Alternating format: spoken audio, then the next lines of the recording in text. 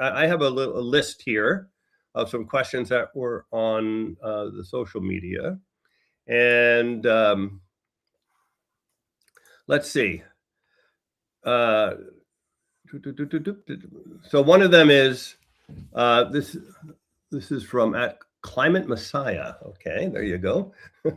The comparative forcing impact of a methane molecule to CO2 is frequently stated in terms of how much more warming it causes over long periods of time, like 20 years. It's actually usually 100 years. How much more warming does a methane molecule cause in the immediate term? And the answer to that is, while it is in the atmosphere, methane warms about 120 times as much as does CO2. Now, the big difference is that CO2 lasts in the atmosphere for hundreds to thousands of years, while a methane molecule lasts for about 12, 15, maybe 20 years. So that's why they do these 20 and 100-year things. So, but right now, the methane that is in the atmosphere is warming the Earth about 120 times. Now, how can we see this? Like, what are other ways of visualizing this? Well, it used to be that CO2 at the pre-industrial times was about 280 parts per million. So there are 280 CO2 molecules for every million air molecules. 280 parts per million. Now it's about 420, a little bit more, but around 420, and it's gone up 50%. So it's gone up 140 parts per million, 140 parts per million. CO2, on the other hand, was about 0.7 parts per million, 0.7 parts per million pre-industrial, and now it's about 1.9 parts per million. So round it off to 2 if you want. So, and if you look at the IPCC and you look at how much warming does CO2 cause versus methane, methane's about 2/3 or so the warming of CO2. Now, there's other greenhouse gases too that contribute to warming, and there's aerosols that contribute to cooling. But if we're just comparing CO2 and methane, you can say, roughly speaking, methane causes about 2/3 that of CO2. So, and the CO2 warming is caused by the 120 parts per million of 120 parts per million, excuse me, of CO2, and the methane warming is caused by the 1.2 parts per million of methane. So you can see that tiny bit of methane causes a lot more warming per unit than the CO2 does. And that's, methane is CH4. It has all these like wobbly hydrogen atoms. It's really easy for them to pick up infrared heat and then vibrate and then give off that energy in a different direction. Oh, here we go. Go ahead there. Yeah, I think when we talk about it, I think it's always useful to sometimes go back to the basic physics here. And I think you could find this graph on Wikipedia. I think Robert Rode made it, or at least he made a similar graph as this. And here you see these are wavelengths of radiation, and this, of course, the sun radiates heat to Earth, and that happens at a certain temperature, and that the surface of the sun has a temperature of about 5,500 degrees Kelvin, which is a bit. So you add about 270. You reduce it by about 273 degrees Celsius to get Celsius.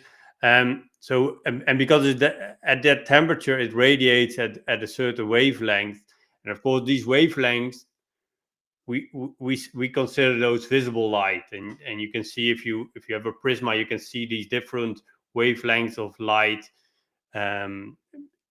visualized by these different colors of light, of course. So we know, of course, I think most people have some feeling about different wavelengths of visible light from the sun, but there's also different wavelengths of infrared light. And the Earth has a temperature of about 15 degrees Celsius. So in Kelvin, you can see that the Earth radiates at a different wavelength, of course, than the Sun. And we don't see our eyes cannot see infrared light, which is invisible to to us. But this radiation, of course, is real, and we can measure it, and we can see that certain radiation goes through the atmosphere more easily than other wavelengths of infrared radiation. And that's caused and that's mainly because water vapor absorbs certain wavelengths of infrared radiation. But there's also certain windows, especially here, where water vapor doesn't absorb all the infrared radiation, but carbon dioxide, for example, does. And then to go to the methane, so methane absorbs, again, different wavelengths of infrared radiation than carbon dioxide does. So especially within certain parts of these windows, the more radiation is absorbed than would be absorbed without the added methane into the atmosphere and without the added CO2 in the atmosphere. So that's also one of the reasons why it's important that these different greenhouse gases have different effects. And Okay. to get another question about this, I just included it here, was I would like to know what's behind behind the extreme peak in methane at the moment. So yeah, then we have this graph from a recent study. I didn't include the title here, but you can see, of course, there was an increase in methane and then there was a certain equilibrium. So the amount of methane emissions and the reduction in methane by hydroxyls. So these are these radicals that reduce methane. They interact with methane, and then the methane is turned into the carbon of the methane is turned to CO2, and the water is turned to water vapor. So there was at a certain point that there seemed to be this equilibrium reached between the emissions and the reaction in the atmosphere with hydroxyl. But then it started to increase again, and then now the growth has accelerated.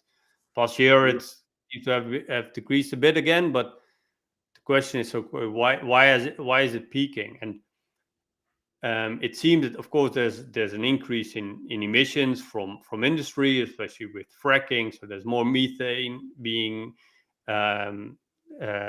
there's more drilling for methane, and then the transportation of this methane through pipelines and through shipping also releases methane to the atmosphere.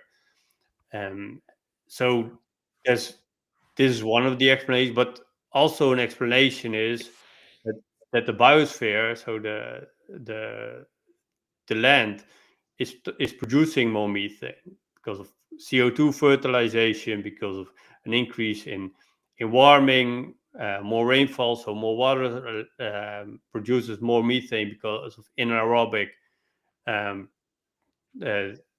combustion. So the carbohydrates, so the biomass is turned into methane rather than CO2 if there's less oxygen available. And as we talked about here in the past, it can also be partially be explained because there's a reduction in sulfur. Because if there's less sulfur, there will be more methane being produced by these different microbes. So we have a whole talk about that on Climate Chat as well. So by the way, so let's keep talking about methane versus CO2, and just you're giving sort of a detailed explanation. I'll try to give a higher level, sort of just how you can kind of simply understand it. But I also want to point out that on your chart, it shows like the top is 1900, and I mentioned it's 1.9. So this is parts per billion on the left side there. And 1900 parts per billion is equal to 1.9 parts per million. So because methane is so much more powerful than CO2, they actually use a different measure. They use parts per billion to keep track of it instead of parts per million. Excuse me. And then the other thing just to think about, why is methane versus CO2? Before we look at that, let's say most of the atmosphere is oxygen and nitrogen, O2 and N2. So why aren't they trapping heat? And the reason is that that's two atoms joined together, and they have a very strong bond, and they don't sort of vibrate very much. I mean, they're not floppy, is one way to think about it. But when you have a CO2, you have a carbon atom with two oxygen atoms hanging off, and those oxygen atoms can kind of bounce around when it's hit by infrared radiation, and then it can re-emit it.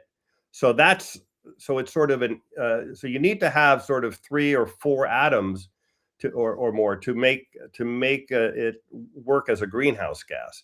And then methane, CH4, is a carbon atom with 4 hydrogen atoms around it, and that's very floppy. You can kind of think of it, like think of those bonds as springs, and then they just kind of bounce all over the place. And so it's better at picking up heat. I know that sounds very unprofessional, but that's a way a scientist once explained it to me, and I thought that was a great way to understand it.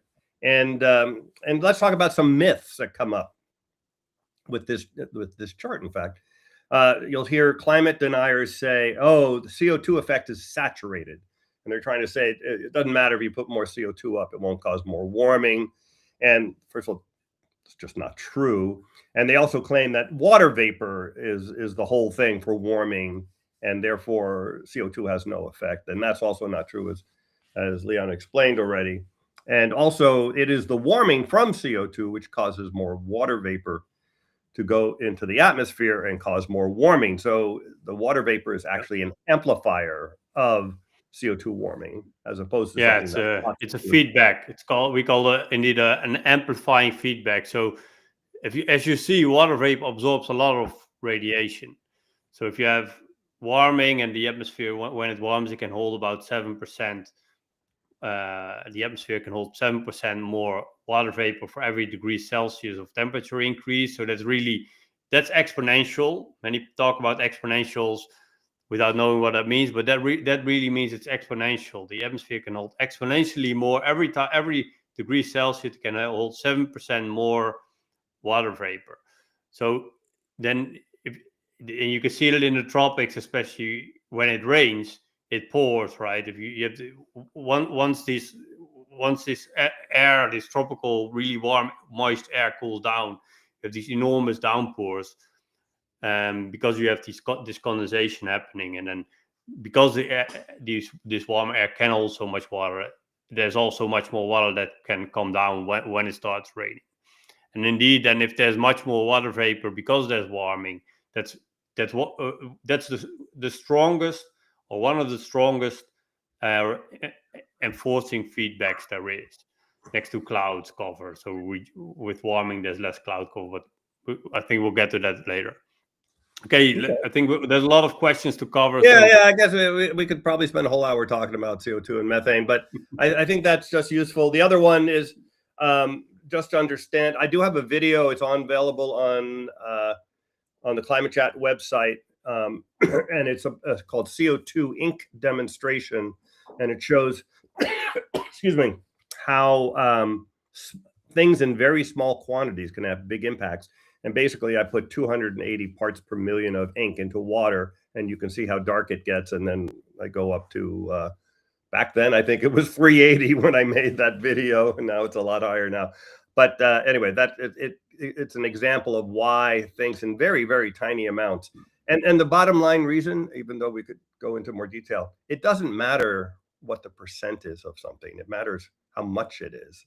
And in this case, we went from 2 trillion tons of CO2 to 3 trillion tons of CO2. And 2 trillion tons was sort of the sweet spot for the Holocene and keeping the climate the right amount.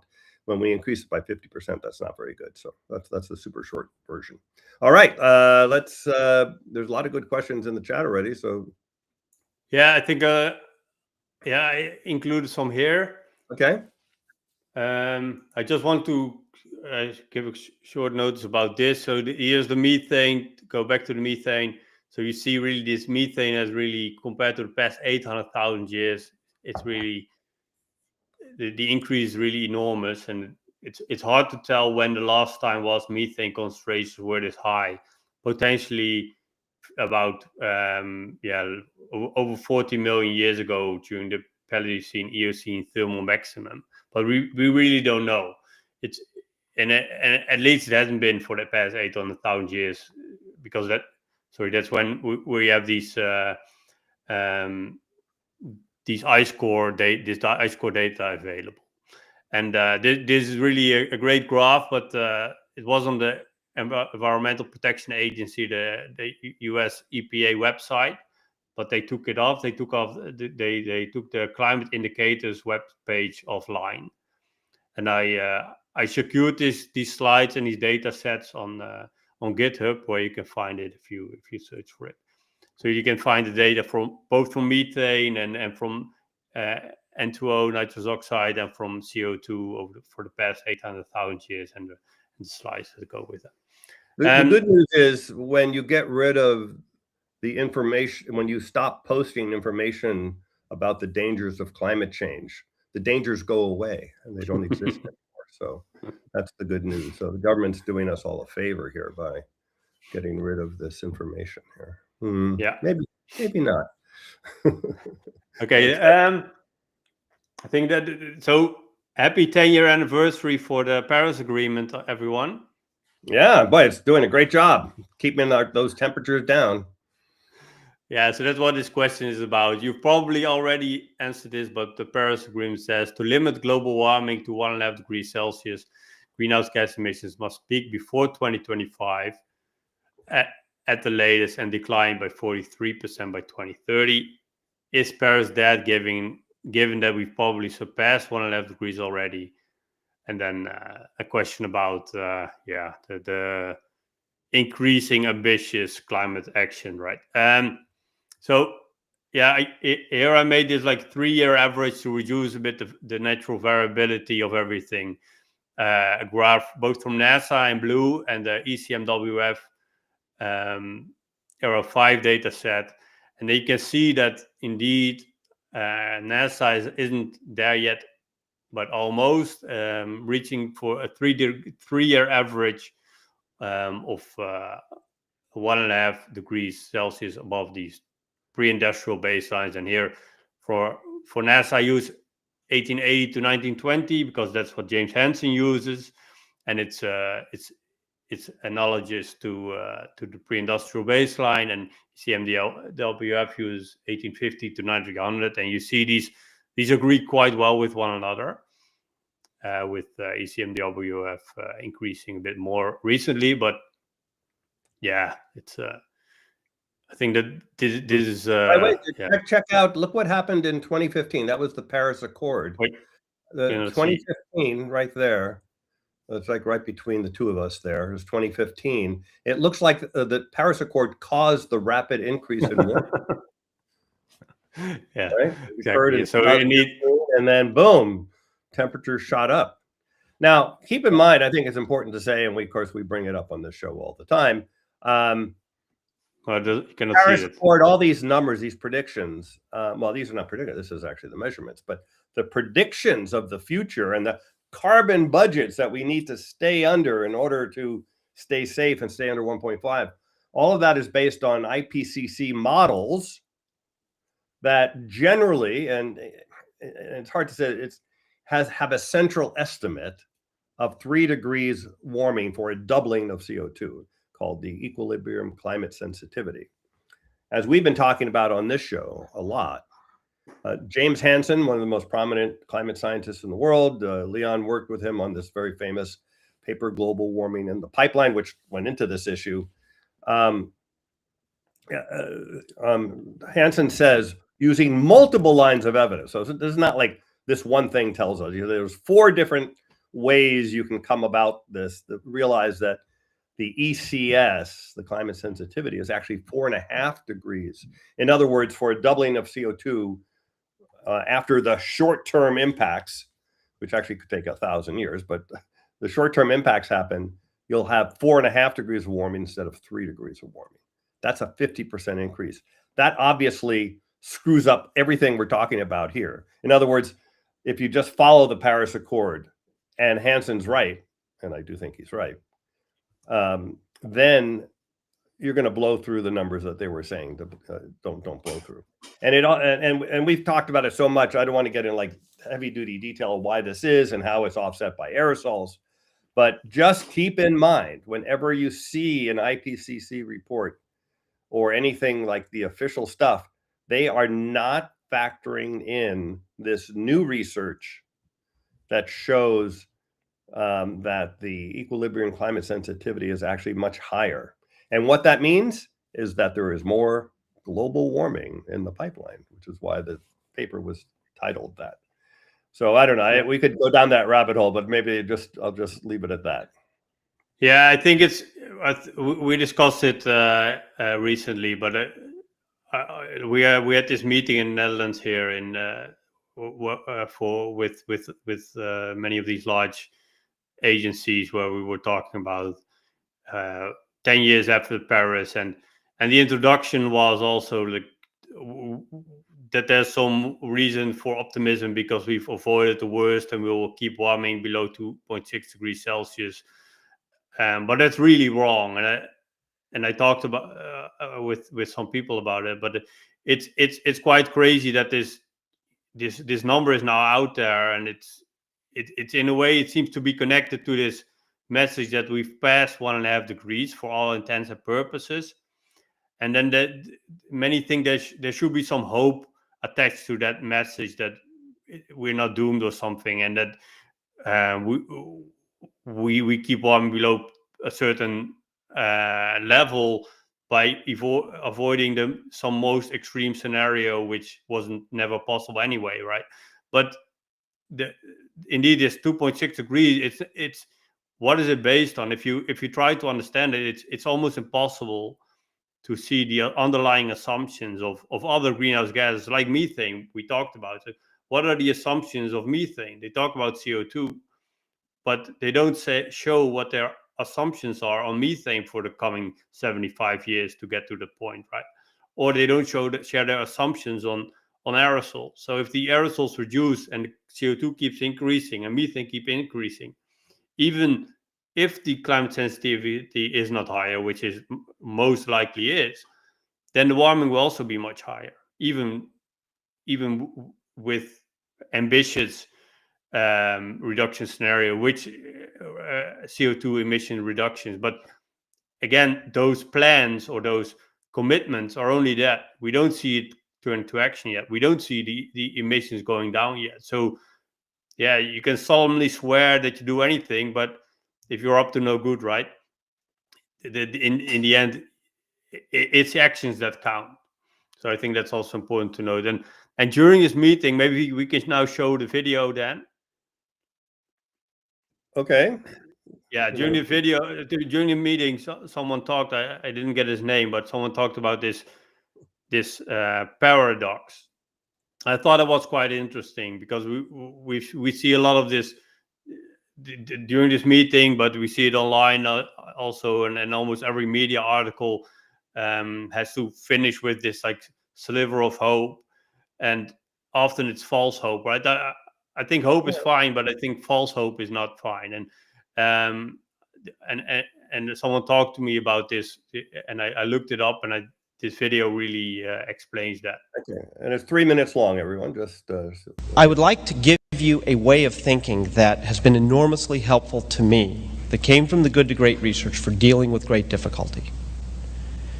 And it was what we came to call the Stockdale paradox. And the Stockdale paradox was taught to us by, when we were doing the Good to Great research, we're trying to make sense of the CEOs. And in doing that, I just by chance happened to get to know Admiral Jim Stockdale, who was the highest ranking military officer in the Hanoi Hilton, shot down in 1967, was there till 1974. They could pull him out at any time and torture him, and they did. He tortured over 20 times.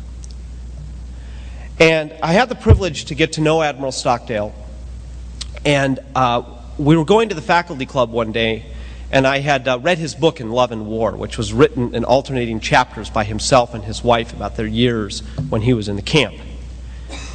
And I got depressed reading the book because it seemed so bleak, it seemed so difficult, it seemed, it's like we can all endure anything if we know it's going to come to an end and we know when. But what if you don't know if it's ever going to come to an end? And you certainly don't know when. So I asked Admiral Stockdale how he dealt with that, and he said, you have to realize I never got depressed because I never, ever wavered in my faith that not only I would get out, but I would turn being in the camp into the defining event of my life that in retrospect I would not trade. Later, when we were up the hill, I asked him, I said, Admiral Stockdale, who didn't make it out as strong as you? And he said, easy, it was the optimists. I said, the optimists? You sounded optimistic. He said, no, I was not optimistic. I never wavered in my faith that I would prevail in the end, but I was not optimistic. I said, what's the difference? Oh, the optimists always thought we'd be out by Christmas. Of course, Christmas would come and it would go. And then we were going to be out by Easter and Thanksgiving, and then Christmas would come again, and they died of a broken heart. And that's when Admiral Stockdale grabbed me by the shoulders and said, this is what I learned. When you're imprisoned by great calamity, by great difficulty, by great uncertainty, you have to, on the one hand, never confuse the need for unwavering faith that you will find a way to prevail in the end, with, on the other hand, the discipline to confront the most brutal facts we actually face. And we're not getting out of here by Christmas. Okay, and by the way, we should point out the Hanoi, for those who don't know, the Hanoi Hilton was the prisoner of war camp during the Vietnam War. So Stockdale was a prisoner of war, and the North Vietnamese tortured him. That's what he was referring to there. Okay. Let's see. Can we turn off this other thing here? And let's see. So anyway, I have a few thoughts on that. I think it is useful in some ways. My feeling is slightly different. I am very optimistic that we can prevail eventually, but not necessarily that we will prevail. It's up to us. And, we talk about here often, like we're choosing to fail, right? We're not actually doing much of anything yet to fight climate change. We're trying to give people information here about the dangers of climate change and the solutions as well. And at any time, we can choose to succeed. Now, that doesn't mean we're going to avoid calamity. For example, sea level rise will probably continue for centuries or millennia, even if we all of a sudden decide to stop emitting. Well, certainly if we stop emitting carbon and that's all we do, then the sea level will go up. The last time CO2 was this high, the sea levels were about 75 feet higher than they are now. And that's where we would continue to head if all we did was reduce our emissions. But there's other things we can do. And we'll probably talk about that later. But I just want to say that to me, it's not like we're going to win no matter what.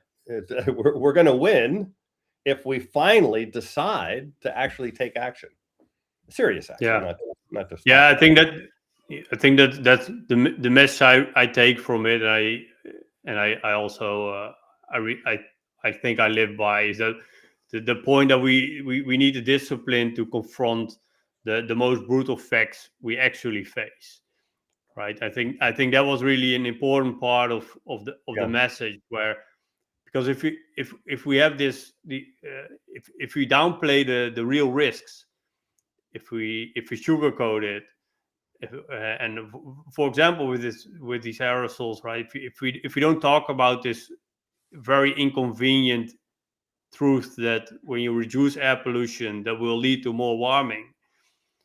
Right. Well, that's a fact, and that's a main driver of regional warming. We see that now in Europe, which is the warmest continent, as we clean up our air pollution.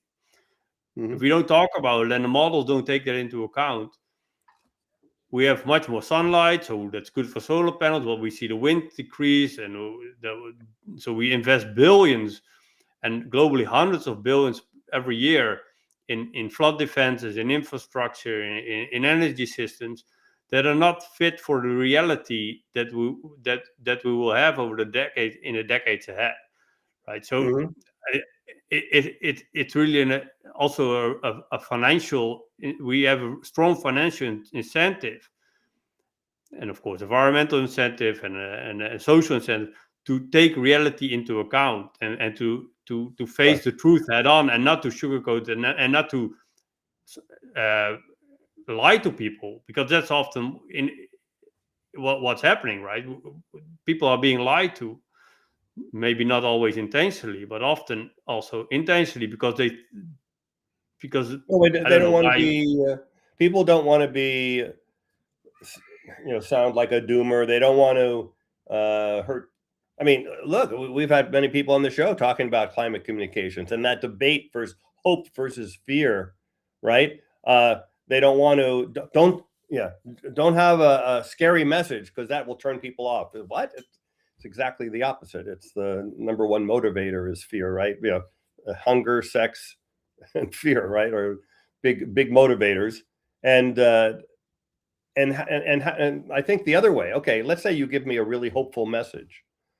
What's my incentive to act?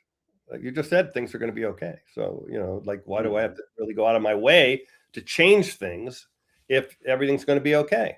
And so far, by the way, of course, I talk about climate change all the time with everybody I meet, of course, and it's not always appreciated, but I will tell you that most people that I just run into that are, again, smart people, educated people, whatever, in the know about many things, they don't know what's going on with climate. I mean, they know climate's a bad thing, and you could tell they're pushing it out of their mind. And then when I bring it up, by the way, it's way worse than you've been told, and I go into that a little bit. You can just see, they don't really want to talk about it anymore. And Yeah, it's inconvenient. back to just ignoring it. So that's I think I've said it many times. We know all the science we need to know about climate change. We're going to learn more, and that'll be good. But we know all we need to know to act. And we also have all the tools we need to act now. We're going to get more, and they'll be better and cheaper and at scale and all that kind of stuff later.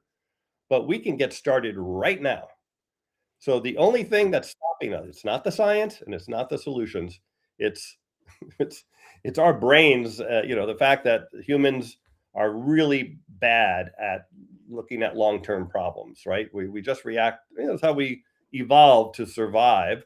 It's just to focus on short-term threats, but not to look at long-term threats. And so, And I think that the other part of the Stockdale paradox, where he knows that those who didn't make it, or who didn't make it out, or who died, or who got really, like, I think in a way, like the what do you call the post-traumatic stress, or PTSD.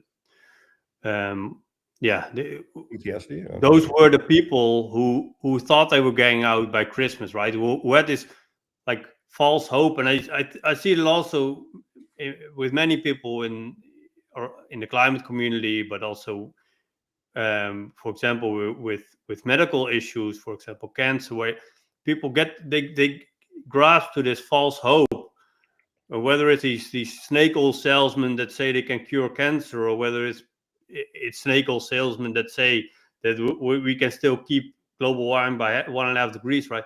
That causes people to grasp to this hope. And of course, like, they cannot cure cancer, right? Or we cannot keep warming below 1.5 degrees Celsius. So then people who are grasping to this hope, they get depressed, because they thought they've been lied to. They've been sold this false hope, and it happens again and again. Right now, it's like we're passing 1.5, or we'll keep global warming below 2.6 in 2100. But then within the next 10-20 years, when we'll reach 2 degrees, right? People they will experience again this like shock that they've been lied to again, and that's what's happened, right? We will face this more and more of these extremes, which people are not preparing for. So it's not just this emotional thing that they thought they wouldn't have so many problems, but they are having more problems. But it's the infrastructure that will be having these problems because we are not making these investments that are needed for these rapid changes that are And some things already. you can't. I mean, 10, 15 inches of rain in 24 hours. You're not going to build a sewer system that's going to handle that. I mean, 3 inches. Sure, but 3 inches is hard to handle, let alone 10, 15. I mean, so. Yeah.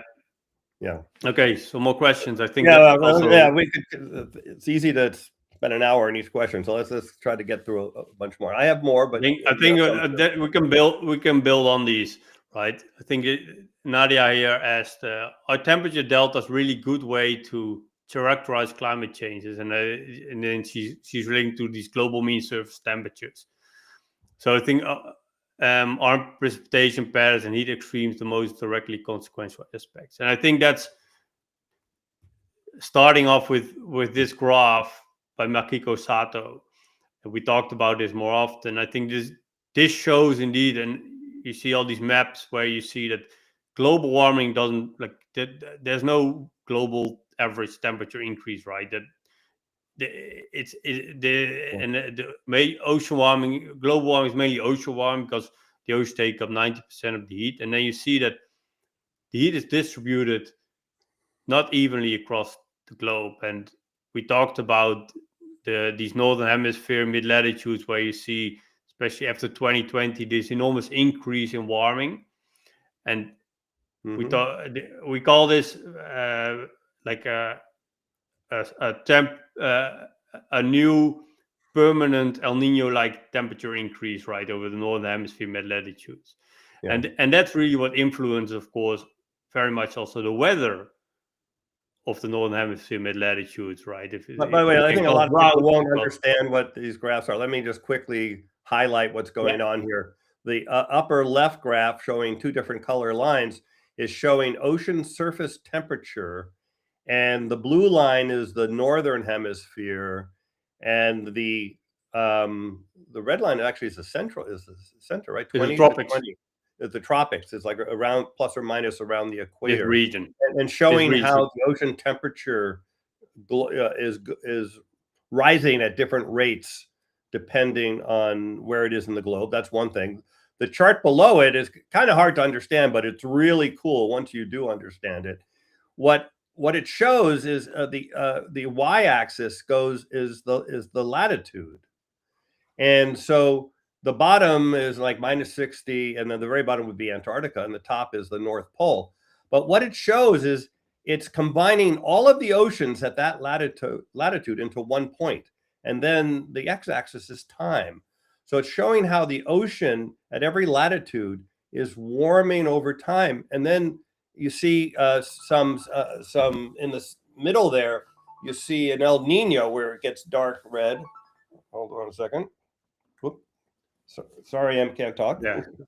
So you see these El Ninos, these tropicals, those dark colors and the pink colors. You see, here's a 2015 to 2016 Super El Nino, which you see from the global tropics, oceans. You see that there's this spike. You see it again here in 2023, 2024. You saw this other spike.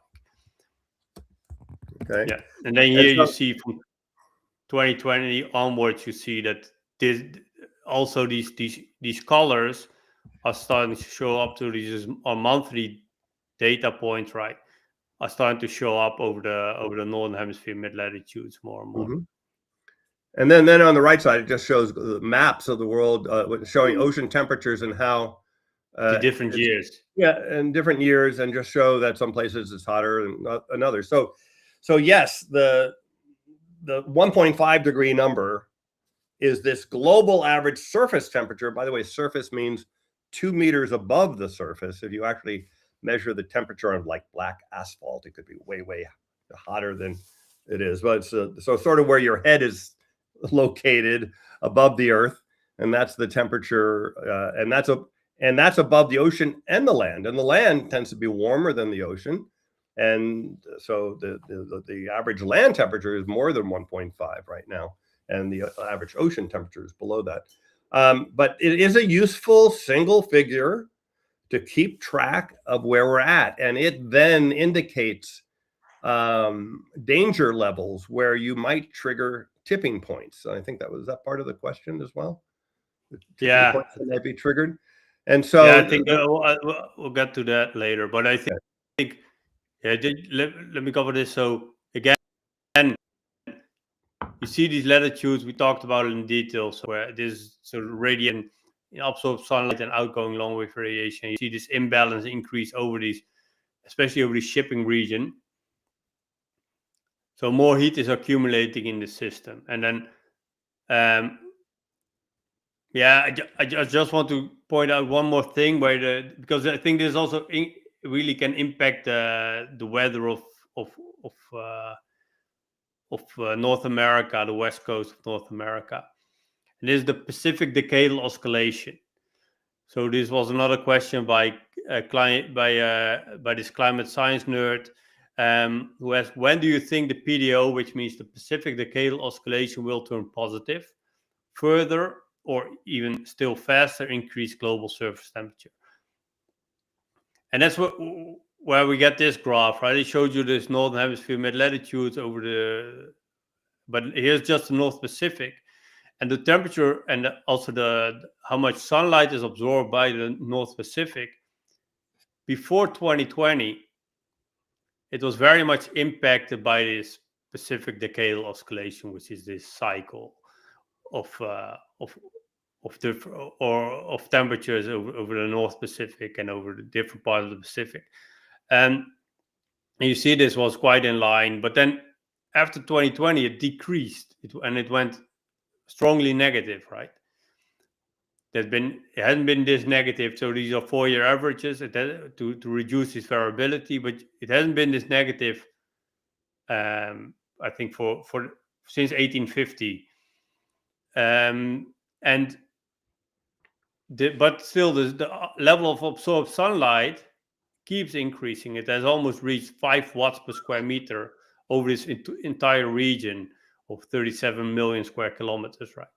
So, and there's some, of course, there's a temperature increase. This region warmed more over the past 15 years than over the preceding 150 years. So and because of the temperature increase, you have more outgoing infrared radiation. Even while the greenhouse gases and the water vapor in the atmosphere are increasing, because it's very strong feedback of which is called the Planck feedback, that when the surface temperature increases, it radiates more heat. But that hasn't catch up yet with the strong increase in how much sunlight is being absorbed by this region, because less sunlight is reflected back to space. And it's now record high. Right, it's I don't have this graph here, but you can see it here as well. So this imbalance is now record high. So the net flux increase. So much more heat is still accumulating in this region. So we will see much more heat, much more warming in the pipeline regionally, but also globally for at least this decade. And we don't know what happens in the future, but if this Pacific Decadal Oscillation increases, turns positive again, I don't know if that will happen. It might be also because I think it's related also in a way to these decreased aerosols that it's now this negative, because there was a very strong correlation until 2020.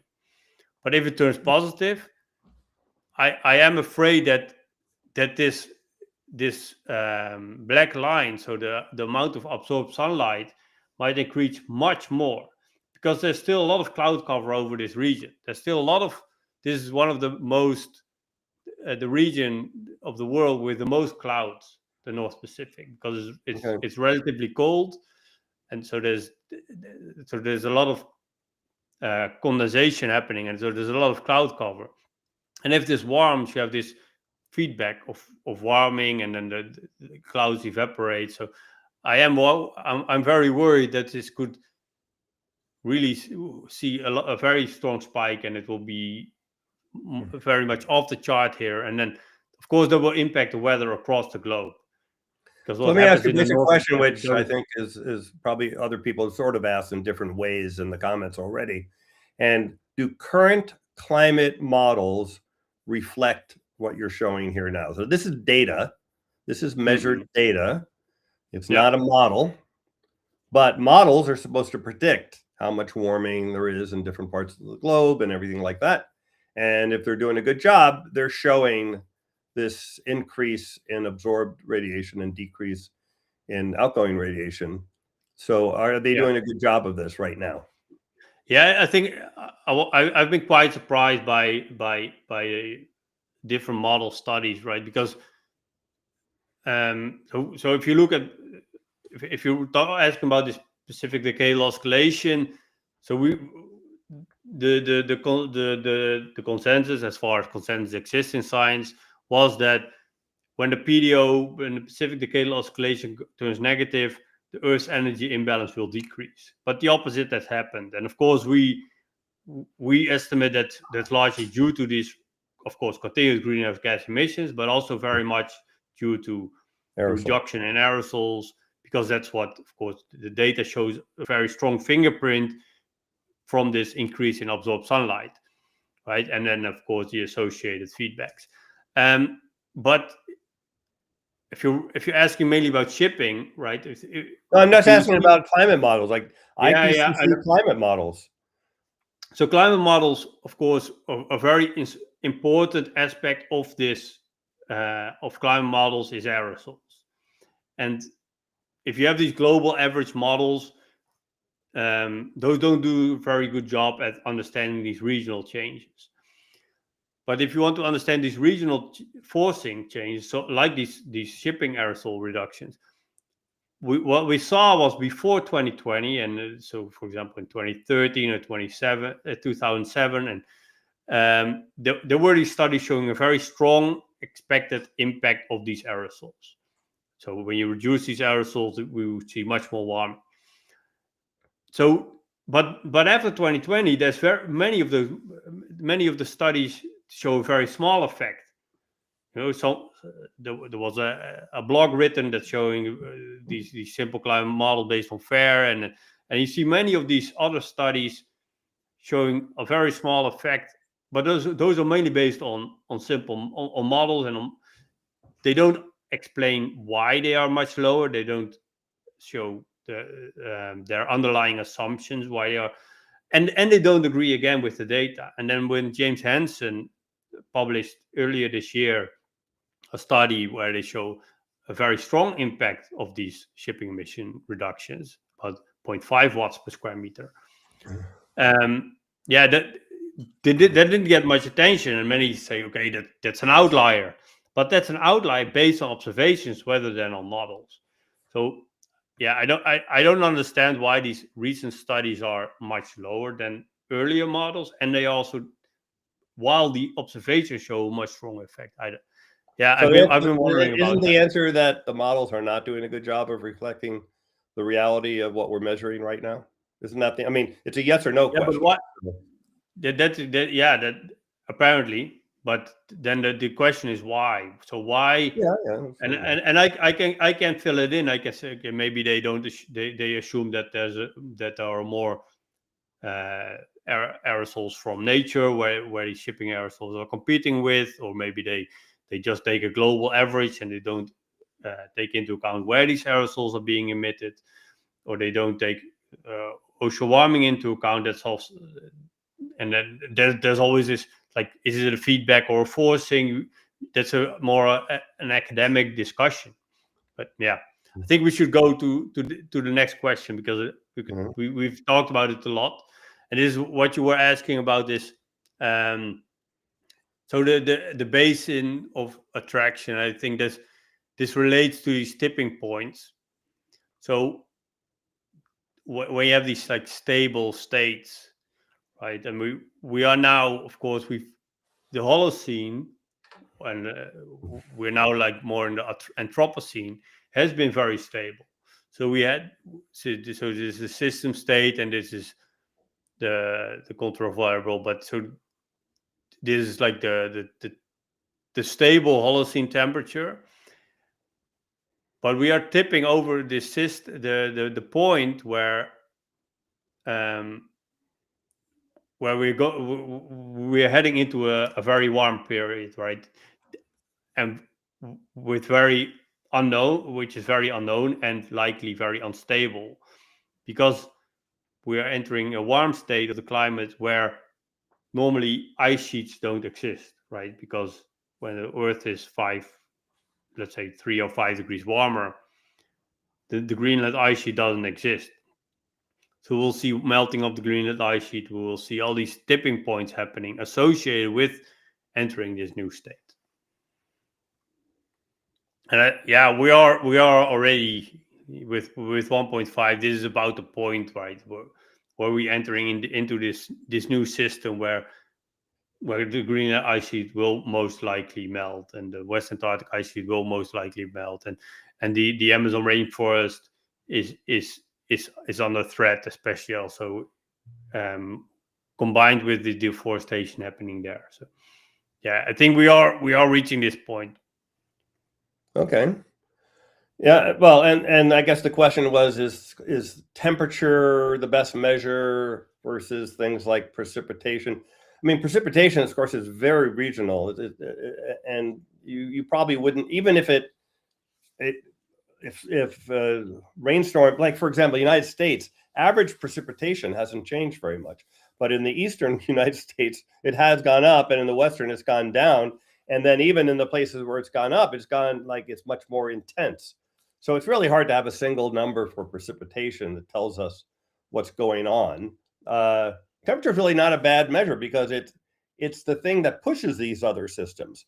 Higher temperature means more water vapor can be held in the atmosphere. It's like a bigger sponge, as Daniel Swain told us, and it can rain more when it's a bigger sponge. It's also when it's warmer, it evaporates moisture from the soil faster.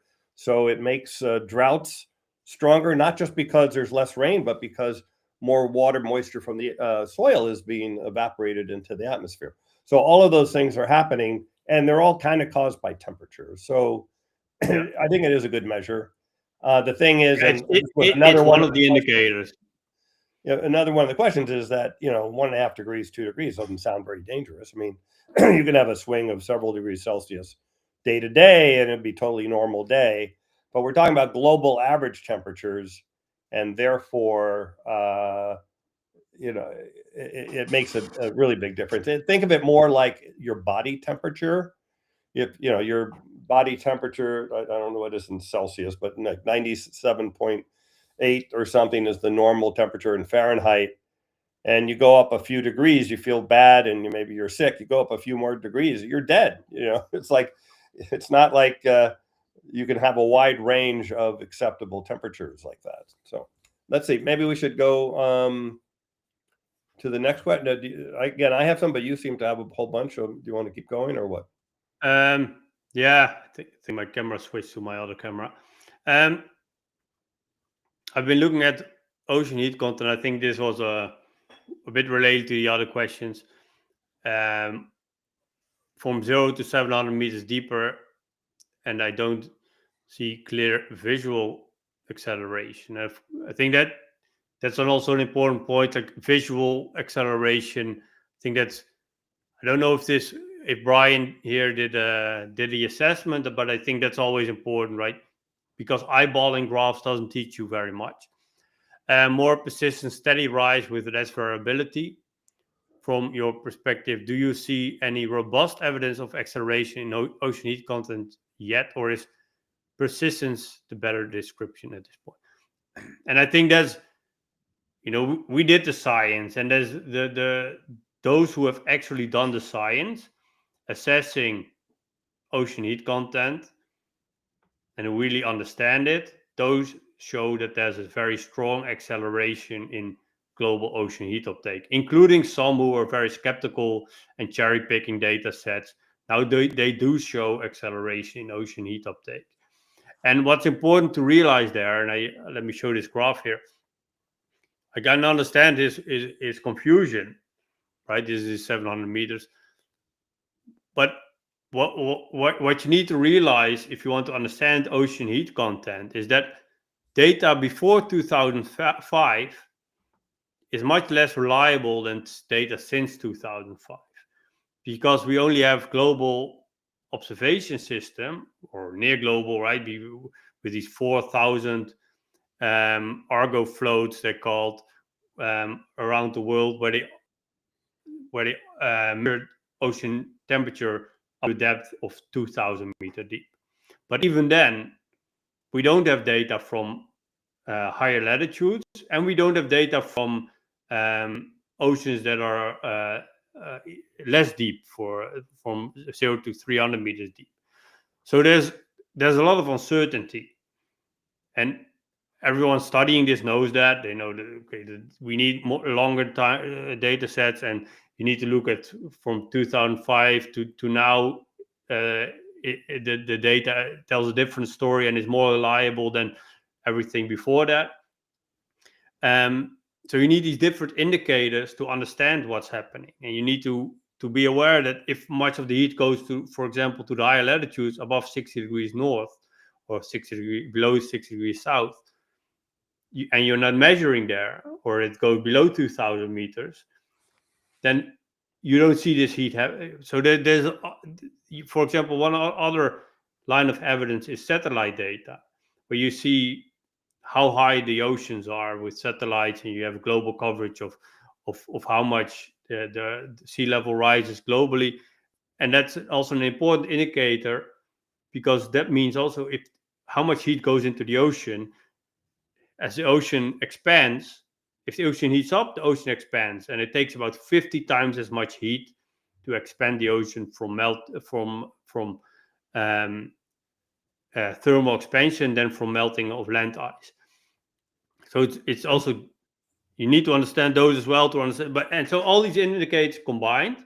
So we look at all these lines of evidence, and then you see that here you see this acceleration happening since 2005. And here as well, we see it happening since 2005. But you really need, and if you look at the satellite data, you also see this acceleration happening in watts per square meter. So there's a fast increase in how much heat accumulates in the system. Okay. Yeah. So, all right. If you combine all these different lines of evidence, yes, we do see a very strong increase in the rate of global heat uptake, more than a doubling, and that's a peer-reviewed scientific study show that there's a more than a doubling in the rate of heat uptake over the past 20 or so years. Okay, we have another related question here. What's the current rate of change of global temperatures in degrees C per decade? And I think the quick answer is, I think from 1970s to 2010, it was about 0.18 degrees Celsius per decade. And now it appears to be going around double that, 0.36 or so per decade. And that's also in your global warming in the pipeline paper, right? Or maybe even more, right? That's this study. So you need the global warming in the pipeline paper was where we show about a doubling.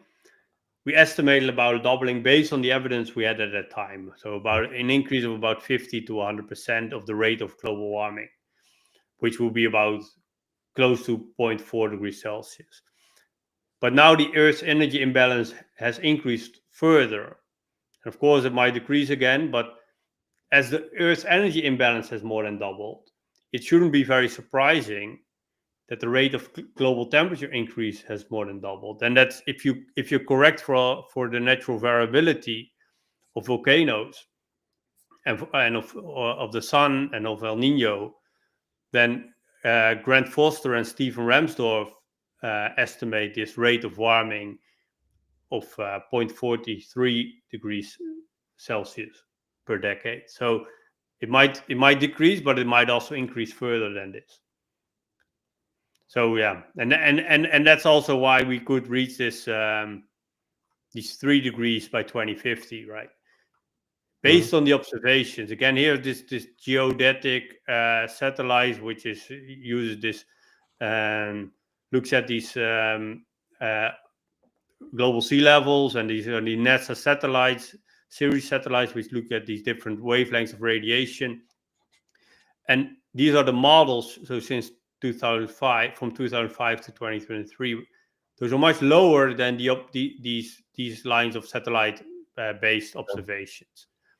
So that's why we really should take serious the potential of reaching 3 degrees by 2050, as the German Meteorological and Physical Societies warned that is a possibility that we could reach 3 degrees already by 2050 based on the observations, right? Not based on models. Also based on models, it's very unlikely. But if you combine these observations with the models, then it becomes more and more likely.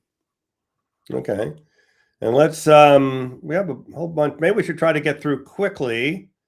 Just give quick answers to some of these. Does CO2 really take 20 years in the atmosphere to reach its maximum greenhouse heating effect? Or are there studies at all about keeping the little mistresses living in luxury hotel? I don't know what that means. But the bottom line is when you put CO2 into the atmosphere, that's a forcing, right? You've done something to increase the temperature, but you don't see all of that temperature right away. You get that temperature from what you did, and then you get the feedbacks from doing that. And those feedbacks increase the temperature.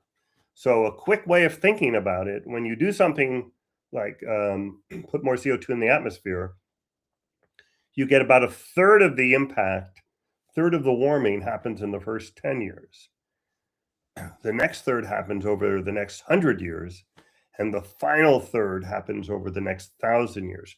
But it does take, a while. And we're seeing that with the ship emissions. It was an abrupt change of all of a sudden, instead of this case warming, in this case, and this is warming because we reduced the cooling. And it didn't just happen 1 year, go up and stop. We're continuing to see it maintain that warming over several years so far. And that's because it does take a while for these feedbacks to kick in. So I think that's the fast answer to that. Yeah. I think what's important also to note is that it takes much, like a global CO2 forcing is not really directly translatable to an aerosol forcing over the oceans, because the oceans take up 90% of the heat. Mm-hmm. And so they are the main heat sink. And if you increase the forcing only over the main heat sink, which takes a lot of heat to warm, so it takes about 4 kilojoules of heat to increase the temperature of a liter of water by 1 degree Celsius, then you can do all this math. And of course we've done all this math, and then if you understand that, and also, for example, if you look at, for example, the Mediterranean, if you heat up the Mediterranean, that heat doesn't stay at the surface because it's more salty, so it goes to about 1,000 meters deep in the Atlantic. So so you need to really understand where this heat goes and how long it takes for this heat to accumulate. And then if the climate sensitivity is higher, it likely takes longer for these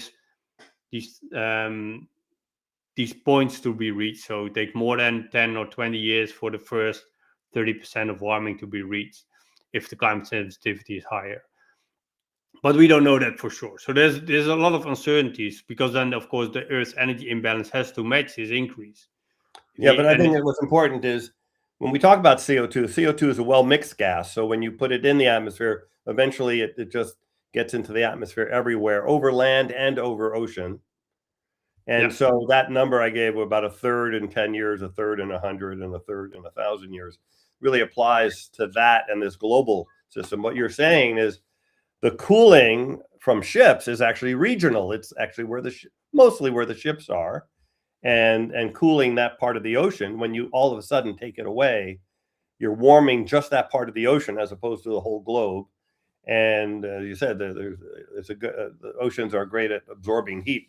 So the timing on how long it takes for the full effect of that change to take place is probably not the same as that 1/3, 1/3, 1/3. Okay, we're seeing stuff next to your camera there. Sorry. Your screen. Okay, so let's keep going. Here's one. Intuitively, people do not understand claims that a temperature increase of 2 or 3 degrees Celsius will be catastrophic. What are the best scientific studies showing what that will actually mean? It's funny. I don't think there's like lots of great studies on that because, well, there's lots of individual studies showing, for example, at a certain temperature, you can have an AMOC collapse. And then what does the AMOC collapse mean? The UN did the IPCC did a study of 1.5 and what that means. And that kind of went into the dangers quite a bit. And the IPCC studies talk about 1.5 and 2 and whatever, and the increased likelihood of hitting tipping points. But I think there isn't a lot of work. There is a book that I read, but do I have it up here somewhere? I read, it's been around for like at least 15 years, maybe 20, for Mark Lynas, Lynas, called 6 Degrees. And it's what happens at 1 degree, 2 degree, 3 degree. And this was done a long time ago, so there's a lot more information since then. But he wrote an update. I think I still have the old book. Yeah, did he update it? Well, I read the old one. Yeah, he rewrote the book based on new evidence. Okay. But the one thing we had, Kevin Anderson on our show, and by the way, we're going to have him on again, hopefully in January. But he said in 2010 that 4 degrees, what does 4 degrees mean? There you go. That's the update. I should look at the new one. I think that's the origin, or maybe it's the update. I don't know. Yeah. But what Kevin Anderson said, people wonder, like, what does 4 degrees mean of warming? He said 4 degrees is not compatible with an organized global community, which means you don't have functioning governments. You don't have like normal society anymore, a little more Mad Max style thing. It's devastating to the majority of ecosystems. It's beyond adaptation. Like, you're not just going to turn your air conditioner up and get by. And he also said it's not stable in the sense that 4 degrees would lead to 5 and 5 would lead to 6. Then when he was on the show earlier this year, I asked him to update that thought. And he said, yeah, it might be that from what we know now, that number is really 3 degrees, not 4 degrees. And we're on track for 3 degrees sometime in the early part of the second half of this century, starting in 2050s through 2060 timeframe. Now, let's talk about that too, because there are other questions here about what we can do. And will we go there? Are we going to hit 4 degrees? Well, we certainly will hit 4 degrees if all we do is continue on our path of emitting fossil fuels. And our only solution to that is to talk about getting to net zero sometime, and even if we get to net zero sometime, and let's say we do it sometime 2050, 2060, 2070, okay, we actually get to net zero. If that's all we do, then I still think we hit 4 degrees. Why? Well, first of all, we continue to emit, greenhouse gases until then. And again, it's all cumulative. So it only methane goes away if you stop doing it, right? After 15 years, the man-made methane goes away. But the problem with continuing to warm the Earth is that the feedbacks, the Earth itself starts giving off greenhouse gases, methane from melting permafrost or clathrates in the Arctic Sea, or just CO2 from the soil comes out as you warm. Excuse me. And also, as Leon and Jim Hansen came up with, maybe the climate sensitivity is really 4.5 degrees, not 3 degrees. And all these numbers of 2 points will stop at 2.7 based on the Paris Accord, which I think is BS. But all that's based on a 3 degree climate sensitivity. So you throw all that into the mix, and plus, we're probably not going to be lucky, and that things will be, everything error on the side of being safer than we thought it would be. So then there'll be tipping points, as Leon is putting up here now. So throwing all that in, if all we do, and so far we're doing really nothing. We're not even reducing our emissions yet. But as we heard last week with David Hochschild, who is the chair of the California Energy Commission, California's targeting 100% renewables. We'll probably get there. And I just saw something how sodium batteries based on salt instead of lithium are now entering mass production, and they're super cheap, or they will be super cheap, and they last for 10,000 cycles or something. If it's an EV, it would last for 3.6 million miles in your EV before it dropped 20% in capacity. So, and they're going to be cheap, long lasting. And so renewables will get us there, even if we didn't have climate policy, which we don't. Well, some places do, but we would still eventually get there. But the problem is, things don't get better when you get to zero. If you're lucky, they'll stop getting worse. But because of feedbacks and tipping points and all these things, they're probably not going to get better. They're not going to just not get worse. They're going to get worse. So that leads to what else can we do? And there's three other things we can do. One is we're going to have to adapt. And we talked about adaptation a lot. And the other thing we can do is remove CO2 from the atmosphere, called carbon dioxide removal.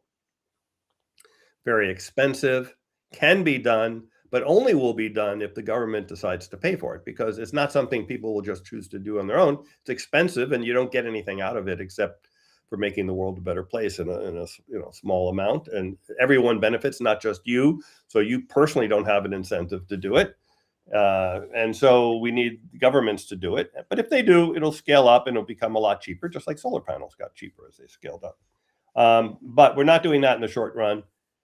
At scale, we're just basically practicing on it right now.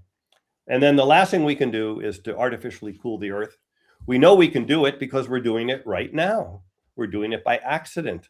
We're doing it because ships and coal plants and industrial plants emit the remnants of burning fossil fuels, which are sulfur, very often, a lot of sulfur. And that puts a cooling blanket around a reflective blanket around the earth that cools it. And it's cooling by a lot, maybe around a degree Celsius, half a degree to a degree Celsius right now. Right now, no one talks about it. And by the way, it's really, and people worry about the side effects of doing solar geoengineering, putting it in the stratosphere on purpose. Well, first of all, you put about 5% as much as we're currently putting up. And people don't breathe that in. The current way we do it, which is totally by accident, kills about 8 million people a year. Not a word is mentioned about that, by the way, by anyone. Kills about 8 million people a year today, going on all the time. Although very much from indoor air pollution. I think that kills 4 million women and children mainly a day. Okay. You mean it's not just the fossil fuels? I think maybe the 8 million is fossil fuels, and 4 I think 8 million million fossil fuels is another. Yeah, burning stuff indoors and like these stoves indoors. Biomass cooking. Mainly biomass cooking. Very dangerous, yeah. So, but these things are not talked about at all. And everyone's just worried about the dangers of, we did a whole show on the trolley problem. Trolley problem simply says people care more about the deaths due to actions they take versus the deaths due to actions they don't take. And so right now, 8 million people a year dying, but like no one's responsible. It's all done by accident. So no one cares. The moment you kill like one person because you put sulfur in the stratosphere, everyone's upset, even if that ends up saving 1 million people. And anyway, that kind of answers another question why we're not doing it yet. It's because people don't want to feel responsible for any changes, even though we're all responsible for the incredible changes that are happening. Very much a paradox here, and it's kind of weird, actually, right? We're causing death and destruction. We're just not doing it. Wait, by the way, we are doing it purposely. I mean, it's just a different purpose. Yeah, not intentionally. To have as much energy as possible and to have it as much of an advanced civilization as we possibly can. That's the purpose. Yeah, it's a fine line between purposefully and intentionally, right? And yeah, also in a way, of course, it's a legal line. So who's legally responsible? And if you it's also a question, I don't have it here, but about geoengineer or about I think it's like we are already doing geoengineering and thing that was related to chemtrails, etc. But of course, we we are emitting particles also in the at 10 kilometers altitude, but those are just aerosols, and those cause cloud condensation, especially when there's water vapor at that part of the at that altitude in the atmosphere. And if you understand that, and you have the measurement device, and you can see the altitude of this water vapor, you see it happening. And I understand that people who don't notice, they see these stripes after airplanes, and they can make up all these conspiracy theories. But I think what's I think that was also the previous question. You don't have it up there anymore, but it was about if it if people have the what do you have it here, or can you take it back up? People have The question about 4 degrees or what? This one? no, if people have Understanding of claims of the temperature. intuitively, and that was Yeah. so I think that's people kind of think maybe intuitively that those that there's chemtrails, right? Mhm. If you can your intuition, I think it's a really a useful tool. As an inventor, for example, we use intuition to understand. We can we can think of certain technologies almost in an instant.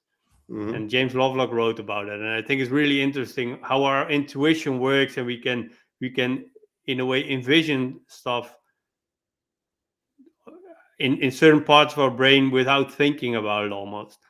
But that for that to work, you do need basic understanding of what's real, right? You need to understand how, for example, if you want to make a new technology using electricity, you need to understand basic you need to be able to understand electricity. You need to be and then you can use the tools that are available to make products.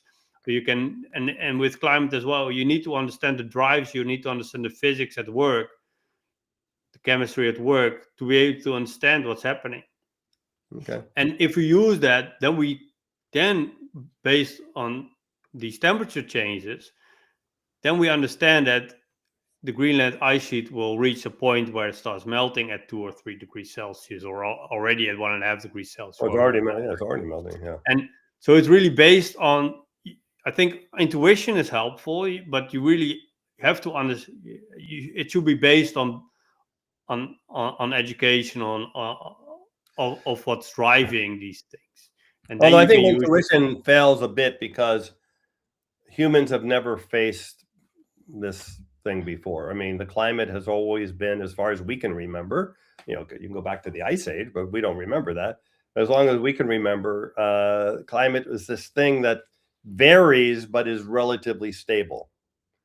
And we've never dealt with one that is changing rapidly. And it's incredible. By the way, when I first got involved in climate change in the early 90s, I had this vision that someday, when I'm about as old as I am now, we would see the first inkling of something provable about climate change. And it would be on a graph, like you wouldn't even necessarily feel it, but you'd see on a graph that something due to the warming is quite different than it should have been. I just thinking that way, that the first visibility when Hansen gave his talk, like it's going to come out of the noise. I thought maybe little bits and we'll spot it somehow. I had no idea. I couldn't believe back then that such dramatic, incredible change would happen in decades and people have no idea because it's changed an incredible amount. People pay attention to it and are not in denial, would say, my God, like the rains and the fires and the increase in hurricane strength and all that kind of stuff. And that's nothing compared to what it'll be like 20 years from now, right? Because it's not like it doesn't get linearly worse. It gets worse. Just think of water and you have a barrier, like a wall, and the water goes up and everything's kind of fine until it gets over the wall, and then nothing's fine. And there's a lot of those kind of triggers in the not just the climate system, but in the human environment. Our sewer systems can't handle 10 inches of rain. I mean, they're not designed for that, and it'd be incredibly expensive to make them. But 5 is fine, let's say, yeah. Yeah, well, 5 is an incredible amount, by the way. I mean, 5 is crazy, but we're seeing. I don't know what 15. So, anyway, that's enough of a rant on that. Stacy, if you're there, turn on your camera and we'll bring you in. I always find it interesting that indeed this talk from Hansen was in '88, and I was 0 years old at the time.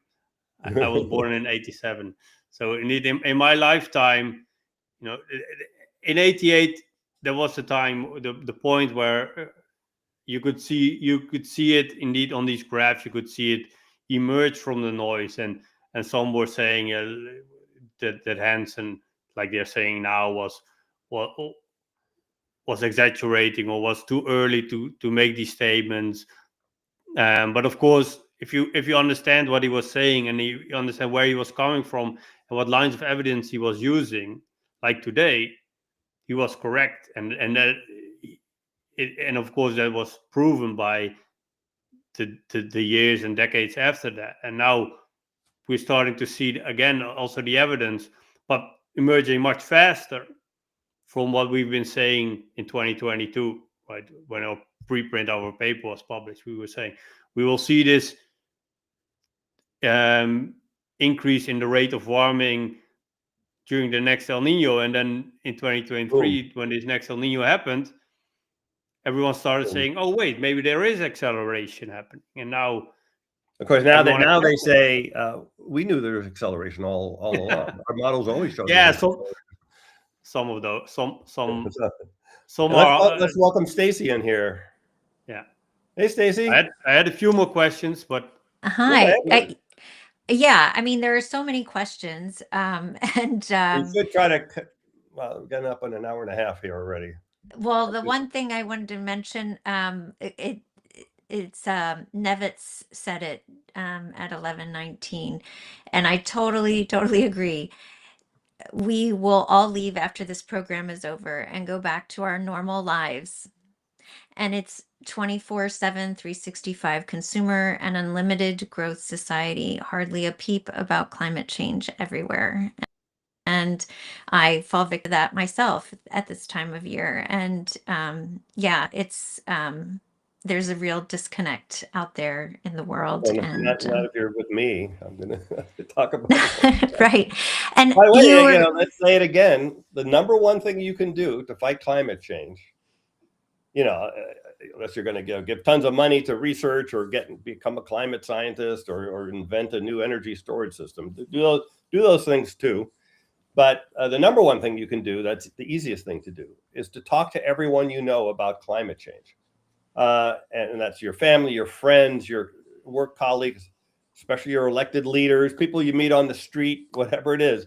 Because the reason we're not doing anything about climate change now is no one is talking about climate change. I mean, if you ask them, they're worried, and you get one-on-one with somebody, you can see that they're fearful of it. But they're not talking about it. We had the No Kings rally. We did actually have some big climate rallies in the past. And by the way, they were not covered by the media hardly at all. But there is this thing where it's like a taboo subject to some degree. And but once everyone is talking about it, that's when politicians will actually act on it, right? Until then, why are they going to do it? It's not a subject that the public cares about. Now, they should care about it because they have children and all that kind of stuff, but doesn't seem to work that way. So, well, and I think when you ask everyone over Christmas, And I think all of it. when you ask people, and in the surveys it says people are concerned about climate. It's almost like well, I guess we have to be, but nobody does anything But about it. it's not high on their list of what they vote for, right? They Right. vote for the economy and for racism, I guess, or something. Yeah. That seems to be a I higher also priority. I have two more questions here. Can All right, go can I ahead. cover these? Mhm. Yeah, which one? Where's my Let me turn this one off. presentation? There it is. I think this one is for you, as you're in California.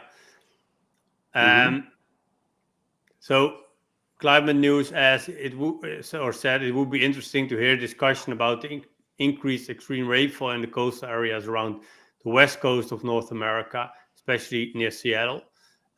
These atmospheric rivers are increasing in severity, intensity much faster than the steady temperature increase in the climate. Of course, there's no steady increase, but there's an accelerating increase, and there's this exponential function with temperature and the amount of water the atmosphere can hold. So I think that's an important point. But yeah, any thoughts for you living in this Yeah, although in the like direction of north, this? I In mean, 2 days it will hit you. the destruction happened in Washington State, actually, not in California. We haven't had much rain here. But Yeah. this is 2 days. Yeah, but it is. Yeah, 16 these things December are. Tuesday. I mean, it's always rained, of course, and we've had heavy rains in the past. But these things are happening more often, stronger, longer lasting, and they're absolutely devastating. Again, when people like I heard like a couple of years ago, there were like 30 inches of rain in some place in Italy in 24 hours. That's absolutely insane. That's a meter of rain in a day. I mean, That's 1,000 liters per square meter of rain. it's just and nothing, and there is no infrastructure that can handle And that weighs that's why I like the metric system. 1,000 millimeters per square meter is 1,000 liters, which equals 1,000 kilograms or 1 ton of mass. Yeah, And believe that's me, a lot of, and of course it comes together. Well, yeah. I think the thing that I would say about here, which I don't know, this is a question for you. And Dan, you would certainly have noticed this. I feel like our weather is changing. We've had this, we got our rains earlier than we usually do. And it's been cold. Like, I mean, it's laughable for us to call it cold compared to what winter is in most other parts of the world. But for us, it's like we've been cold for a while now. And in 25 years of living here, I don't ever remember being being this cold for this long, and this It early. is supposed to be cold here. It snows even here for a very brief amount of time. It's always an Come exciting thing when on. that happens. At least where I am, I'm up on a hill, so there's a better chance of snowing sometimes every few You years. get a flurry. Yeah. But yeah, it is noticeable, And the fires, I mean, that's something never. I mean, there were always fires, but Yes. never the amount of the area burned is off the Yeah. charts. Nothing close in the past, and yeah, it's all. I think most people do notice it wherever they live, actually. Yeah. Okay, and then this. Oh wait, this one. We'll get to this one. Okay, I'm sorry. Yeah, I think I don't want to go into who is referring to here, but Hugo asks, given that growth is a main driver of everything bad, is this below a conflict of interest? And I think when you talk about conflict of interest, I think it's fine if you do research, like if you publish scientific research, it's always asked if you have a conflict of interest. For example, when I was doing scientific research in Ethiopia on indoor air pollution, we were doing research on the exposure of air pollutants by women using biomass for cooking and electric stoves for cooking. and we were developing our own electric stoves. Of course, then you mentioned we personally, I could have a conflict of interest because I do research on these stoves, right? Or I develop these stoves, and we're selling these stoves once they are available.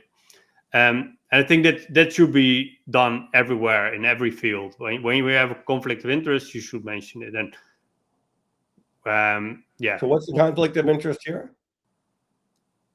Yeah, of course, it's a The question. Stripe is buying carbon removal, and at the same time, they're causing emissions by supporting capitalism. Is that the idea, or what?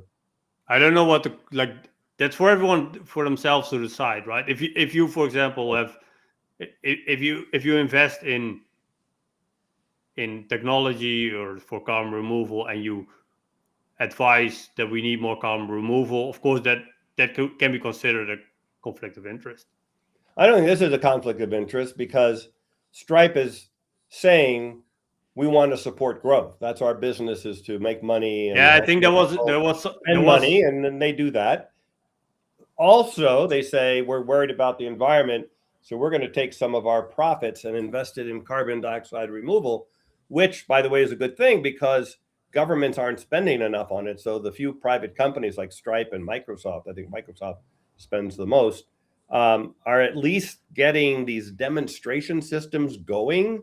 So the research is done on carbon removal. I mean, they're not removing, incredible amounts of CO2 yet compared to what we're emitting, but at least the research is going forward, and we're learning, so that when governments, if they ever decide to get serious about carbon removal, we'll have at least a couple of decades of research that we can skip, because we've done it already. But I don't see how that's conflict. I mean, you could say it's wrong for them to support growth, or any of us, by the way. But that's the way it is. He was quoting another tweet there, but I don't think we should go in too much into a single example. I think okay, and then maybe Stacy, do you have a few more for us? And there was a question about acidification. I think that's also, there's acidification happening as well, and I think we should do a show on that in the future, where we focus on it's a reduction in alkalinity, to be more scientifically correct, because the pH is still above 7. But yeah, of course, it is getting more acidic. More acidic. Yeah, exactly. So the oceans are taking up carbon dioxide, or carbonic acid, as it's also called.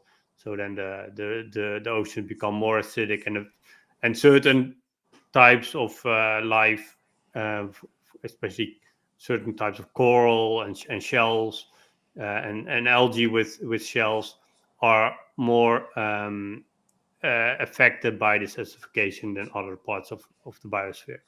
Okay, so one a comment and a question that I saw. I put them in bold. Okay. Well, the question is anyone building a global climate model that takes into account, I think I ask this all the time or fairly often, all the known factors. All the current models I've looked at seem to ignore at least one really important factor. And I asked, well, what important factor? And he said, oh, it varies from at which model you're looking at. For example, aerosol forcing seems to be missing from some, effects of water vapor from others, etc. All models are wrong, some are useful, I think, is the simple answer to that question. Yeah, I think you really you need to know what tool, what you use it. It's a tool, and then if you use the wrong tool for the wrong job, it's you mess things up. And I think that it can be even dangerous, right? If you provide a false sense of security. I think that's happening also with in relation to the shipping emission forcing impacts, where some say that we have already seen the worst impacts. Well, we haven't, right? We see, if you look at the data, you see that there's likely much more regional and global warming in the pipeline, also from this shipping forcing change, right, from these cleaner ships. And yeah, so you really need, and that's with every model, right? If you use a weather model to try and predict the something which is not related to weather, it's not very useful, right? And yeah, so personally, we when we develop new technology, for example, we know that if we build a product, the product is a better model because it has all these all the possible variables are inside the product, and you cannot model all these variables, right? And the problem with of course with the planet Earth is we only have one Earth, so we only have one product, let's say, to compare it to. And we can have many models, but and that's also why this inadvertent aerosol experiment from these shipping emission reductions is so useful, because then we have a real world experiment which we can compare to models and then also improve the models, because these aerosol change, the effect of aerosols are the biggest uncertainty within climate science. Okay. But Nadia had a question about reversing sequestration events. Does that involve turning us back? Reversing those sequestration events involves turning the climate back to Cambrian. No. And then also, then she said, does reversing major sequestration events like the, pardon my pronunciation, Carboniferous and Ordovician risk unprecedented hostility to life because of increases in solar luminosity over the interim since those events?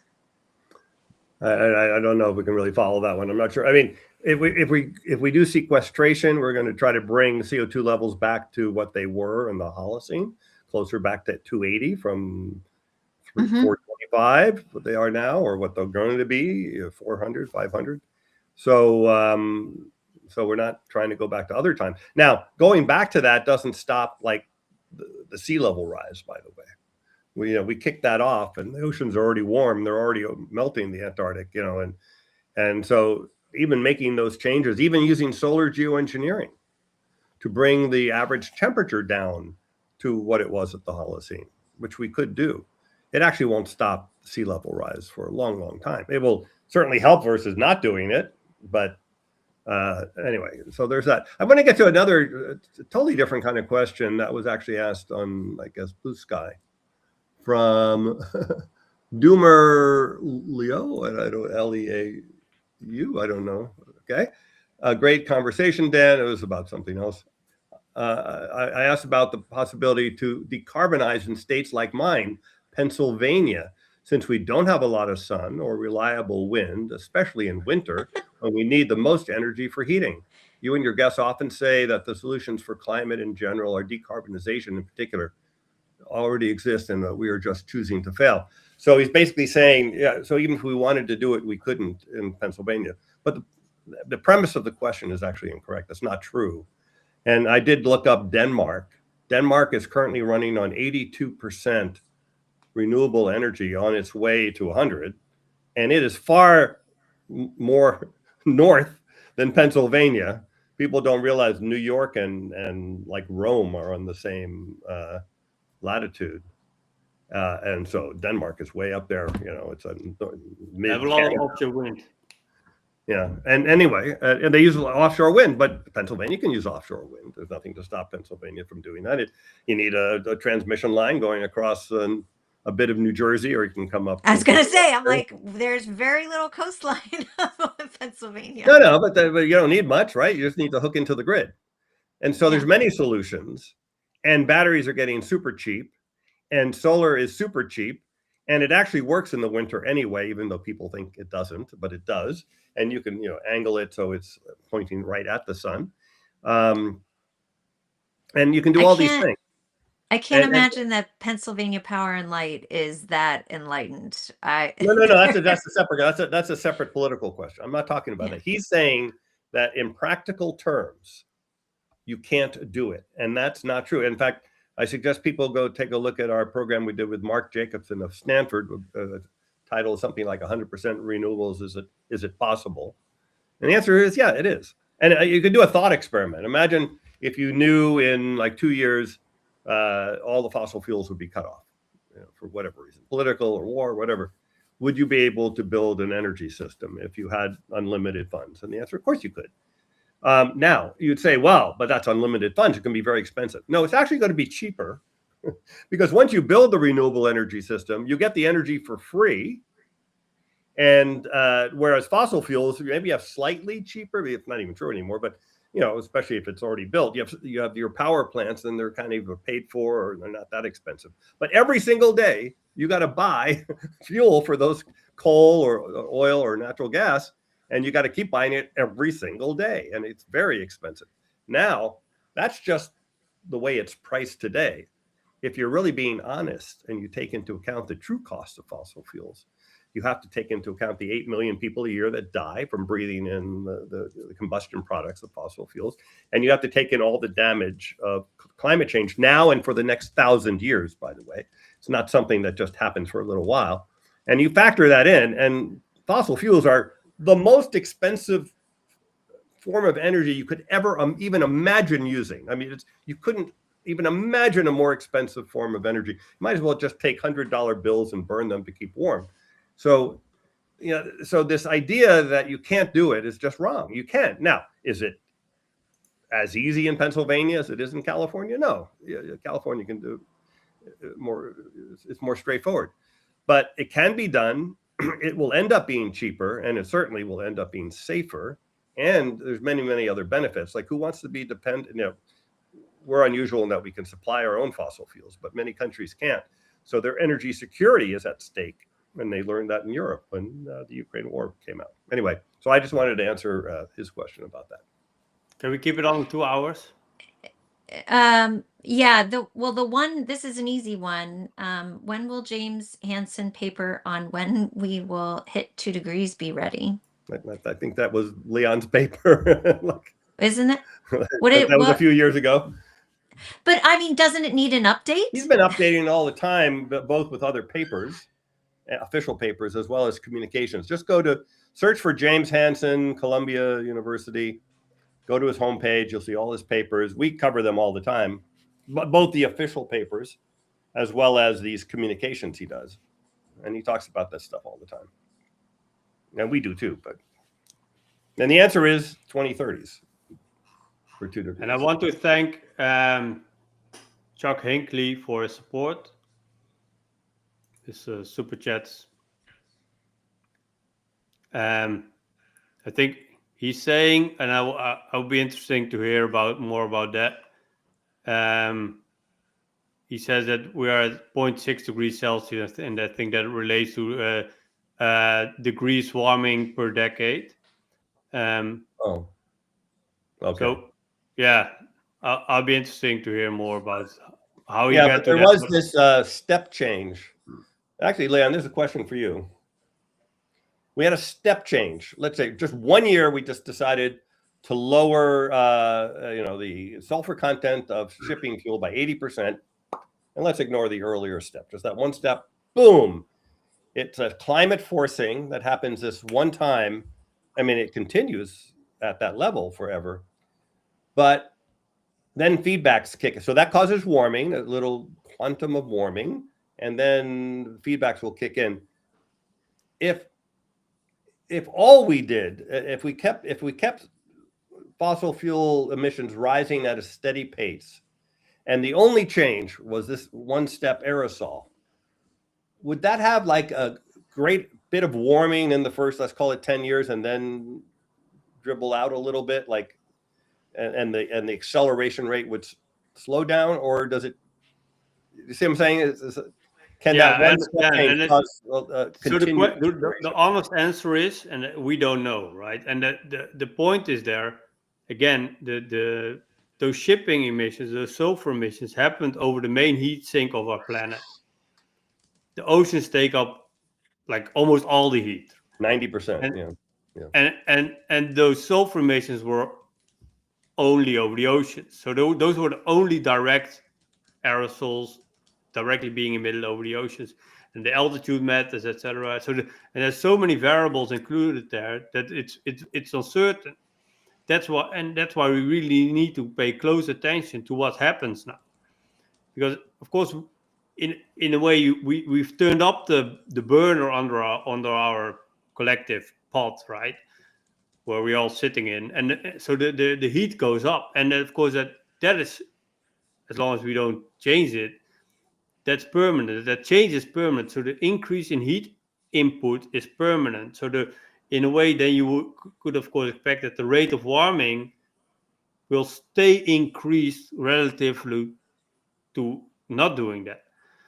But then, of course, how the system responds, that's quite uncertain, and that depends a bit on, especially on these clouds and this precipitational oscillation, all these things we've already talked about today. Right, and because there's all these different variables, like, for example, the Sahara dust from the blowing over the North Atlantic, that can be 100 million tons of dust, and especially during the sunny months of the year. If this dust is blowing over the North Atlantic, how much the ships emit during that time doesn't really matter that much, because it's completely masked by the amount of dust from the Sahara. But if there's very little dust from the Sahara, then how much the ship emit during these very sunny months is very important. So there is of course this natural variability which you have to take into account, so which makes it also more difficult to see what's really happening, right? Is it noise? Is it not noise?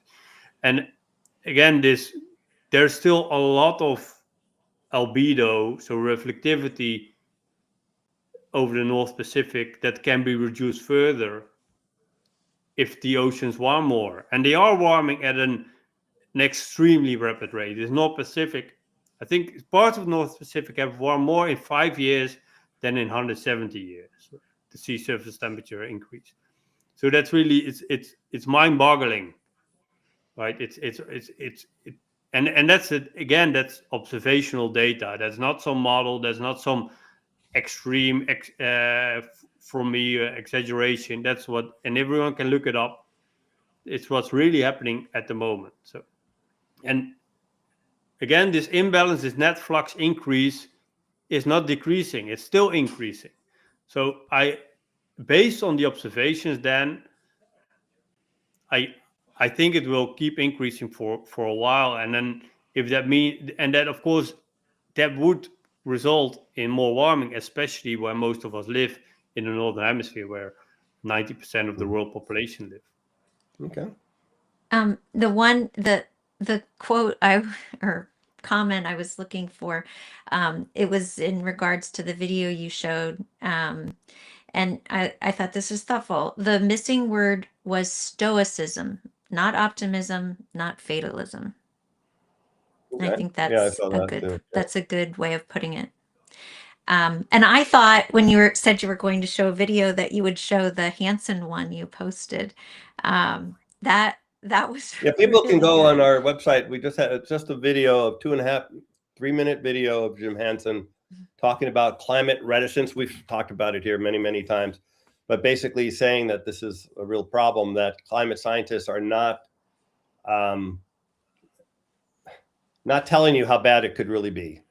And and I think I don't know if I shared this online or just maybe Leon when we were talking, but I had lunch with a climate scientist to talk about this issue. And this is a well-known climate scientist. I won't mention his name, but one who goes by the models more and thinks the models are right and they don't match what Hansen's saying. And we had discussions on like, well, if you're handling risk properly, you look at the worst case and you plan for that and hope for the best, but he wouldn't really go there. And I think this is what Hansen was talking about. And I think it is a real problem because Hansen gave three very specific ways and a fourth way as well of knowing that climate sensitivity is 4.5 degrees instead of 3. And you can do the math yourself on some of them. It's really not that hard. I did it. It's very straightforward. if the Earth is dimmed by 0.5 degrees in the last 25 years, as satellites show, well, there's only certain things that can cause that. One is we have less ice, reflective ice. We know how much that is. It's actually only a small piece of the puzzle there. There's the whole shipping emission things, which might be as high as Leon and Hansen say, but might be less than that. But if it's as less high as the data shows, then was that? it's as high Yeah. as the data shows. Not Yeah, as yeah, high yeah. as But I'm saying, Yeah. but some people think that it's less looking at other data. But if that's true, as Hansen points out, well, that means the third thing is even bigger than we thought, because there's three components, and if there's less of one, there's more of the other. And that one is the fact that clouds, there's less clouds as the Earth warms. And we did a whole show on this with George Salutis of NASA, and definitely check out that show if you haven't seen it. It's called Global Warming, less clouds, more warming. And that's the chain, very simple. And all of them, and when you do the math, you come up with around 4.5 degrees of climate sensitivity, or more if shipping is actually less than Leon says it is. So anyway, you can do the math, and you can do it like 3 different ways, and then there's this fourth way as well. And the scientists aren't saying, oh no, he did his math wrong, or no, that's not the right formula, or no, that's not the right approach. In other words, they're not actually criticizing the science. They're just saying, well, there's lots of other studies, and this is like literally what he said. There's lots of other studies that show that climate sensitivity is less than 4.5. So even though Jim says it's 4.5, there's lots of other studies that say it's not. But okay, but that's not arguing against anything he said. You're just saying there's lots of other studies. Show me where he made a mistake in his science, and no one is doing that. No one can. No, But that's And really they'll- hard to do they'll- because They'll all math is tell so you simple. how great he is, how much they revere him, how much what he has done for the field. And he's been right all They're along. all on tape saying it. Yeah. But now suddenly He's old, wrong. and maybe he's not. I don't know. Whatever. It's actually really weird. yeah. And I by the think, way, I think this is in some sense, and this is what Jim is trying to get out. The biggest controversy or issue in climate science today is the fact that climate scientists are ignoring this new research. Again, I'd be totally satisfied if some climate scientists got together and looked at Leon and Hansen and the other people who co-wrote those papers and said, oh no, they made a mistake here. Look, let me show you. And then look, the science says this, and boom, boom, boom, boom. Okay. Hey, that would be good. I'd actually be happy. I would appreciate that too. Because what Leon and Jim are saying is that, hey guys, it's a lot worse than you thought, and if someone comes along, no, they were wrong, and here's why. Maybe. Yeah, and the problem is, right, it's very much like, okay, they don't do that, but they do publish these tweets and blogs and accuse us of accelerating. Ad hominem. I wish we could just ignore all that, because it's worthless, right? But the media. Leon, wouldn't you be happy if someone proved you were wrong? I very much. I always say that. I wish, and we always tell our colleagues at NASA that we hope that satellites are wrong. But the media, they value a tweet or a blog by some guy as much as a scientific paper where we spend years working on and use satellite data from these billion-dollar satellite missions, right? They don't understand the difference in the value of a tweet by some crazy guy selling books, or the observational data. To me, it's really, I don't understand. Okay. And we always say that we wish the data is wrong. We wish the science would be disproven. We publish our preprint a year before we published the final paper. Everyone was most welcome to provide the scientific rebut that showing that we were wrong, but they didn't, and they still don't. But they what they did do was, on the morning our paper came out, saying we didn't include water vapor, right? It's like these responses were completely ridiculous. You cannot make them up. But that's what they said. Like, the one of the world leading scientists with 17 co-authors doesn't include water vapor, right? It's beyond ridiculous. But that's what happened. And then, like you cannot really respond to those ridiculous things. But the media don't understand it. Like But anyway, if someone actually did take a serious look and found a serious error in what you guys did, you'd be happy, because that would mean, oh, good, we have a little more breathing room. For sure. So let's it's probably a good place to end it, but I'll go one more. I see this one question here, totally different thing, and I just leave on a happier note, perhaps. Question: GDP, gross domestic product, equals energy equals CO2 emissions. Well, first of all, that's false, but in reality, don't we simply have a choice between ecological collapse or economic They track similarly. No, GDP does equal energy. I would go with that, but energy does not equal CO2. There is. It does not have It doesn't. to. It has. It certainly has. There's no question about it. Yes. And as GDP grows, we have been growing CO2 emissions as well. That's true. But it is possible, and certainly for electricity, it's a no-brainer, which is only 20% of the energy, by the way. It's a no-brainer to make it without CO2. Solar panels, wind, water, nuclear, and other things. So you definitely can do it.